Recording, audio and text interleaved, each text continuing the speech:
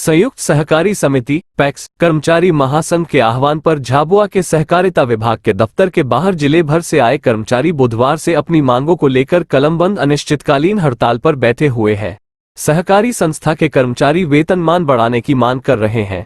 इसके साथ ही कई दूसरी मांगों को लेकर भी पूर्व में ज्ञापन दिए गए थे, लेकिन मांगे पूरी नहीं हुई है, जिसे लेकर सहकारी संस्था के कर्मचारियों को 16 अगस्त बुधवार से अनिश्चितकालीन हड़ताल बैठना पड़ा है और जब तक इनकी मांगे पूरी नहीं होगी तब तक ये कर्मचारी हड़ताल पर रहेंगे और आज हड़ताल का 7वां दिन है। सहकारी संस्था के कार्यकर व जिला अध्यक्ष भेरू लाल पाटीदार ने बताया कि शासन की महत्वपूर्ण योजनाओं जैसे ऋण वितरण, वसूली, खाद बीज वितरण, उपार्जन, किसान ब्याज माफी एवं पीडीएस आदि कार्य यही कर्मचारी करते हैं।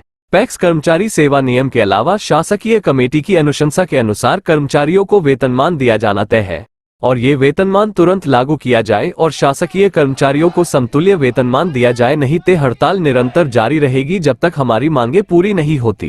मांगे हैं कर्मचारी के वेतन और बैंक में कैडर भर्ती को लेके, और कोरोना काल में हमारे विक्रेता भाइयों ने जो ऑफलाइन जो माल वितरण किया था उसका सीबी में जो कम ज़्यादा है उस सीबी को बराबर करना है। और हमारे संस्था के कई सभी कर्मचारी कोरोना काल में हमारे सेल्समैनों ने इतना मतलब अपनी जान जोखिम में डाल के और उन्होंने काम किया, लेकिन शासन जो कोरोना काल में ऑफलाइन माल वितरण हुआ उसकी रिकवरी के लिए सेल्समैन के ऊपर कार्रवाई कर रहे हैं और हम हर शासन की हर प्रायोजित योजना को सुचारू रूप से चलाते हैं। जब जो आदेश होते हैं हम पालन करते हैं। ऋण माफ़ी योजना हुई, पीडीएस का वितरण हुआ, रासायनिक खाद का वितरण हुआ, फसल बीमा हुआ, ब्याज माफ़ी वाली योजना आई।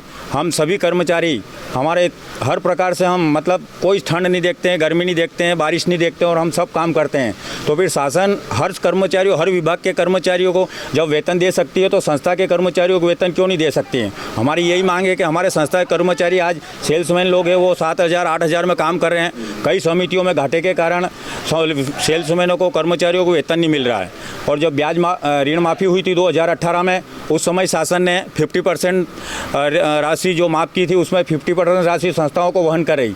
उसके कारण सोसाइटी की सभी सोसाइटियाँ हानि में चल रही है और शासन का कहना है कि सोसाइटी अगर हानि में है तो हम आपको वेतन नहीं देंगे। जब शासन हमको सोसाइटियों को घाटे में लाने का काम करती है, शासन प्रायोजित योजना के कारण सोसाइटियाँ सब घाटे में चल रही है, न कि संस्था के कर्मचारी से। अब शासन सभी विभागों को कर्मचारियों को जब इतना वेतन देते हैं, अभी जैसे पंचायत सचिवों को 7वां वेतनमान दे दिया, तो हम पंचायत सचिव से भी हम ज़्यादा काम करते हैं। मतलब शासन की हर कोई योजना है उसको हम सुचारू रूप से चलाते हैं। इसलिए हमारी मांग है कि हमारा वेतन राज्य शासन के कर्मचारियों को भांति हमको वेतनमान मिले और सब सुविधाएं हमको राज्य शासन के कर्मचारियों की भांति मिले।